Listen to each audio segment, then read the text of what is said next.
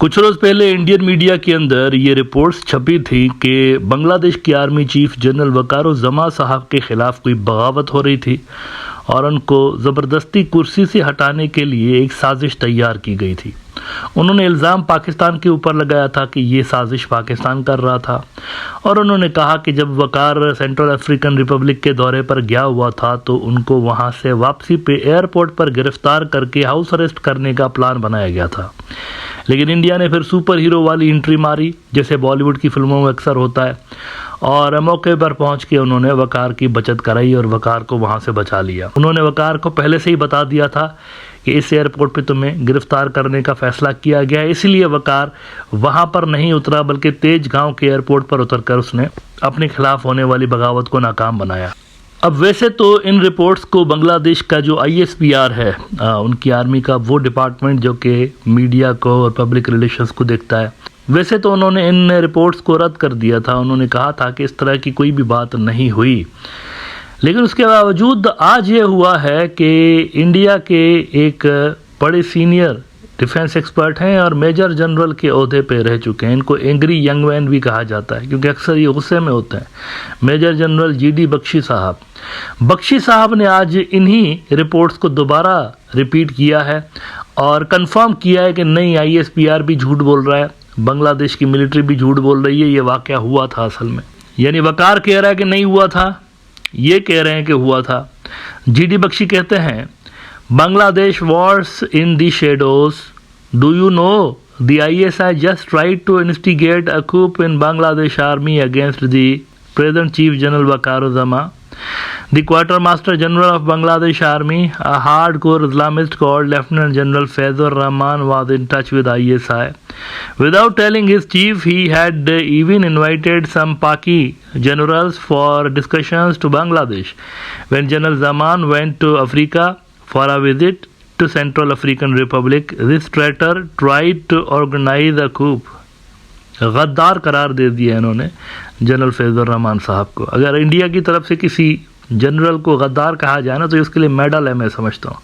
पाकिस्तान के किसी जनरल को अगर गद्दार कहा जाए इंडिया की तरफ से या बांग्लादेश के किसी जनरल को गद्दार कहा जाए तो बेसिकली वो मेडल है। जिन पे इनको सबसे ज़्यादा गुस्सा होता है ना, ये उन्हीं पे तनकीद कर रहे होते हैं, यानी वो कुछ ना कुछ अच्छा कर रहे होते हैं अपने मुल्क के लिए, इसीलिए उनके ऊपर गुस्सा होता है बेसिकली। बहरहाल तो आगे वो कहते हैं Indian intelligence got wind of it and warned general जमा. Plan was to arrest him when he returned to Dhaka at the airfield itself. Zama smartly landed at Tejgaon and contacted all Bangladesh senior officers. The coup was nipped in the bud and General Rahman has been placed under house arrest. The Bangladesh army is all that stands between total state collapse and anarchy in Bangladesh. अब मुझे एक चीज़ यहाँ पर अगर GD Bakshi साहब समझा दें तो बड़ी मेहरबानी होगी उनकी। इंडियन मीडिया से भी ये सवाल पूछा था लेकिन जवाब नहीं मिला। देखें, ये जो लोग प्लान कर रहे थे बकौल इनके कि जी कोई बहुत बड़ा षड्यंत्र बन रहा था, वकारुज़्ज़मा को हमने अरेस्ट करना है, गिरफ्तार करना है, तो वो क्या इतने बुद्धू थे कि तेजगांव के ऊपर उनके बंदे नहीं खड़े होंगे? आर्मी चीफ को अगर रिमूव करना है तो क्या उन्होंने बच्चों की तरह प्लानिंग की होगी? उनके माइंड में क्या इतनी बेसिक चीज़ नहीं आई होगी कि वकार यहाँ पर नहीं उतरेगा, दूसरे एयरपोर्ट पर उतर सकता है? कोई हज़ारों एयरपोर्ट तो नहीं है ना बांग्लादेश के अंदर, हज़ारों की तादाद में तो नहीं है एयरपोर्ट्स, ऐसा ही है ना। तो जिन्होंने ये coup प्लान किया था, अगर ये कह रहे हैं सच है, इस पर मैं तो नहीं कह रहा हूँ सच है, ये बिल्कुल झूठ है मेरे हिसाब से, कोई ऐसी रिपोर्ट्स नहीं है। लेकिन अगर ऐसा प्लान वो कर रहे होते तो तेजगांव पर भी उन्हीं के बंदे खड़े हुए होते। अंडरस्टूड सी बात है। इतना बड़ा काम अगर होने जा रहा होता, इतना बड़ा काम है, ये कोई छोटी बात नहीं है मिलिट्री चीफ को ज़बरदस्ती हटाना, तो अगर इतना बड़ा काम हो रहा होता तो सारे एयरपोर्ट्स पर बंदे ही खड़े होते, ऐसा ही है ना। लेकिन यहाँ पर तो सब क्लियर था, सब क्लियर था। इसका मतलब है झूठ बोल रहे हैं, ऐसी कोई बात थी नहीं। लेकिन फिर भी वो आगे कहते हैं डिटाई के साथ, एंग्री यंग मैन। मैं इनको एंग्री यंग मैन इसलिए कहता हूँ, ये जब भी देखेंगे ना इनको जज्बाती बहुत हो जाता है। वो कहते हैं the coup was nipped in the bud and General Rahman has been placed under house arrest. The Bangladesh army is all that stands between total state collapse and anarchy in Bangladesh. No wonder the jihadis want him out. Some pesky student leaders want to see chaos and unending violence in Bangladesh. A survey shows, और ये interesting है बड़ा, a survey shows 56% of people want Hasina back already. The number will grow over the next few months as people sicken of anarchy. 56% Bangladeshi चाहते हैं कि हसीना वापस आए, सर्वे में ऐसा कहा गया है, ये जीडी बख्शी साहब कहते हैं। अब सवाल यहाँ पर यह पैदा होता है कि ये सर्वे क्या दुरुस्त है या दुरुस्त नहीं है। तो इसका जवाब है कि सर्वे तो बिल्कुल हुआ है, बिल्कुल हुआ है। एक जगह पर सर्वे हुआ है और रिज़ल्ट 56% ही आया है, लेकिन सर्वे बांग्लादेश में नहीं हुआ। सर्वे असल में हिंदुत्ववादी गुंडों के व्हाट्सएप ग्रुप्स के अंदर हुआ, इंडिया के अंदर।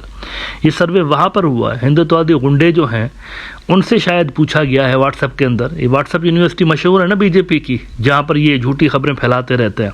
तो वहाँ पर शायद कोई पूछा गया होगा कि भाई हसीना को जाना चाहिए इंडिया या नहीं, तो शायद 56% ने कहा होगा कि भेजो यहाँ से, इनको निकालो इधर से। हो सकता है ये वो सर्वे बता रहे हो, अदरवाइज बांग्लादेश में तो ऐसी कोई सर्वे नहीं हुई। अगर आप बांग्लादेश का पूछते हैं कि क्या वहाँ पर कोई 56% लोग चाहते हैं हसीना को वापस देखना, और 56% तो क्या 6% नहीं देखना चाहते हैं। इतनी ही कोई पॉपुलर होती तो इनके लिए मुजाहरे होते मुल्क के अंदर, इनके लिए लोग बाहर निकलते सड़कों पे। हालत ये हो गई है कि 10 बंदे नहीं निकाल पाती अवामी लीग। अब तो ये सूरत हाल हो गई है, लोग कतराते हैं अपने आप को अवामी लीग का बंदा जाहिर करते हुए, क्योंकि गद्दारी का सर्टिफिकेट चिपक गया इनके ऊपर। गद्दारी रेड हैंडेड पकड़े गए हैं, रंगे हाथों, इंडिया के लिए काम करते हुए रंगे हाथों पकड़े गए, मुल्क को बेच रहे थे। तो ये 56% वाली तो खैर इन्होंने ऐसे ही आखिर में जो है ना, आखिर में ऐसे ही बस उठा के लगा दिया, पता नहीं कहाँ पर इन्होंने ये सर्वे देख लिया हुआ है। अच्छा, तेजगांव एयरपोर्ट के हवाले से इन्होंने बताया, मैं देख रहा था ये जो एयरपोर्ट है ना तेजगांव का, एक दौर में बांग्लादेश के अंदर ये इकलौता एयरपोर्ट हुआ करता था, एक ही ये एयरपोर्ट था। और जब पाकिस्तान बना था और बांग्लादेश और पाकिस्तान एक ही थे, तो सबसे पहले इस एयरपोर्ट को इस्तेमाल में लाया गया था। 1943 में वर्ल्ड वार 2 के दौरान इस एयरपोर्ट को बनाया गया था, एज अ मिलिट्री एयरफील्ड बनाया गया था, इसको ब्रिटिशर्स ने बनाया था। तो उसके बाद जब ये आज़ादी मिल गई इंडिया से और अंग्रेज़ों से, तो इस एयरपोर्ट को सिविलियन मकासद के लिए इस्तेमाल किया जाने लगा। लेकिन फिर ये होता है कि 1988 से लेकर 1988 कितना अरसा हो गया है, कई डेकेड्स हो गए, तो इस अरसे से लेकर ये एयरपोर्ट इस्तेमाल में नहीं है, इस्तेमाल में नहीं है। ये कह रहे हैं ना कि यहाँ पर ये वकार उतरा है, तो यहाँ पर वो इस्तेमाल में नहीं है।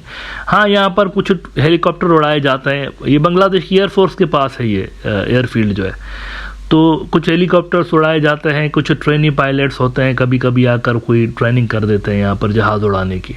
उसके अलावा कोई इतनी इंपॉर्टेंस फ़िलहाल नहीं है इस एयरफील्ड की।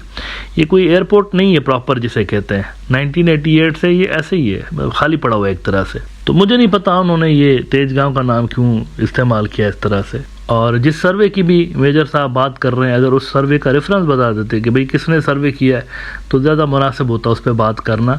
उस इदारे की भी क्रेडिबिलिटी देखते, जिसने ये सर्वे किया होगा उसकी भी क्रेडिबिलिटी देखते। लेकिन ये जनरल सी बात उन्होंने की है कि एक सर्वे के मुताबिक, अब इस पर क्या कहा जाए, कौन सा सर्वे, किसने किया, कहाँ पर किया, कब किया। लिहाजा ये तमाम चीज़ें ज़ाहिर कर रही हैं कि जीडी बख्शी साहब ऐसे हवा में बात कर रहे हैं, कोई सब्सटेंस नहीं है इनकी बातों के अंदर।